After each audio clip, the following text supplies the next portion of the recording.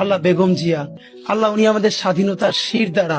আল্লাহ আমরা যখন বুঝতাম না, পুরো বাংলাদেশে একজন মানুষ যদি স্বাধীনতার পক্ষে আল্লাহ মেরুদণ্ড সোজা করে দাঁড়িয়েছিলেন, উনি আমাদের বেগম জিয়া।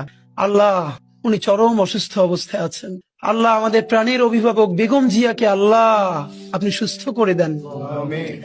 আল্লাহ বাংলাদেশের সামনে আরো কঠিন সময়, এই কঠিন সময়ে ওনার বেঁচে থাকা খুব দরকার।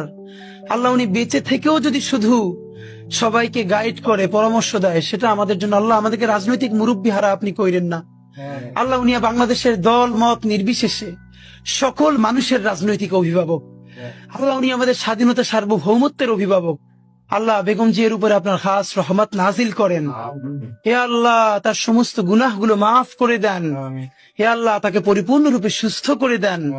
আল্লাহ বেগম জিয়া তো একদিন অবশ্যই আপনার কাছে যাবে, কিন্তু বাংলাদেশ একটা স্থিতিশীল পর্যায়ে গেছে।